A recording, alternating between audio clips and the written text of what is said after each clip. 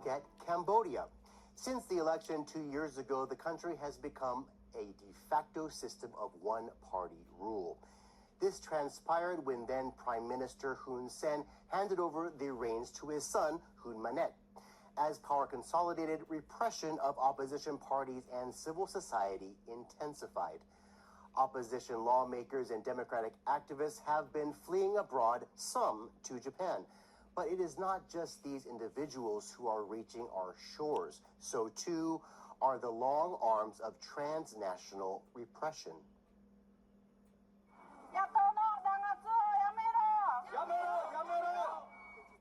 A group of Cambodians is marching in solidarity in Tokyo for their country's political freedom.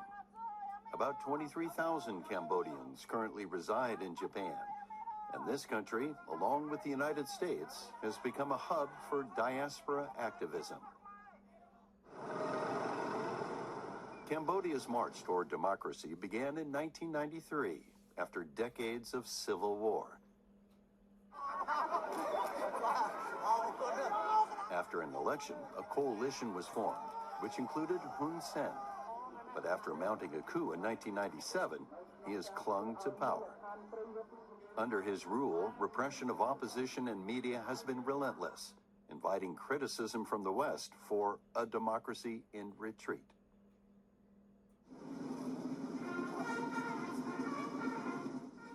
Two years ago, Hun Sen handed over the seat of prime minister to his eldest son, Hun Manet, and named his third son vice prime minister, tightening family control. Many are opposed, but the government harshly cracks down on demonstrations and criticism on social media platforms. These days, Cambodians living abroad are increasingly stepping up their activism, but at a cost. Mat Kimra is living near Tokyo. While working on a farm, he also headed a group supporting Cambodia's main opposition party at the time. It wasn't long before his wife back home, Wan Leakena, began being harassed by authorities, especially after the main opposition party was dissolved. So she fled to Japan, temporarily leaving their son with her mother. People threw objects at my home, and my family was involved in a mysterious car accident. If I had not come to Japan, much worse could have happened.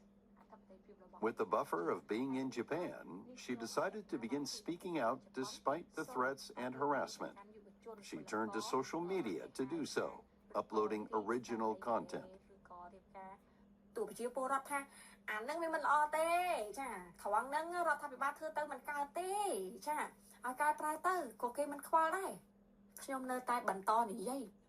Some of her videos have been viewed more than 1 million times, making her an influential voice among those urging democracy in Cambodia. Now, the couple feels it's too dangerous to return home. And so, they have applied for refugee status. At the same time, they worry about their 7-year-old son.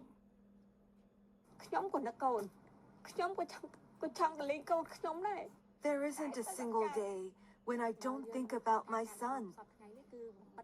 I am desperate to see him, but I cannot return home.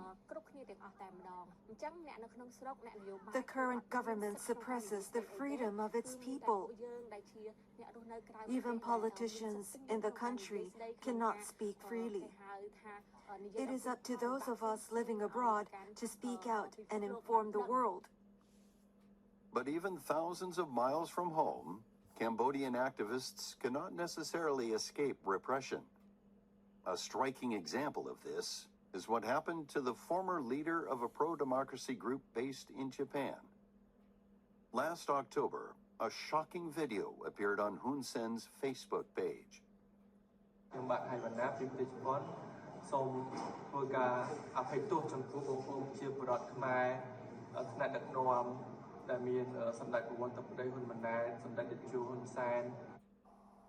The apology was being made by none other than Hai Wan Na, the former leader. After suddenly resigning, he re-emerged in a stunning reversal as advisor to Hun Sen. He accepted NHK's interview on the condition that he only talk about his decision. I was involved in opposition activities and spoke out against the government.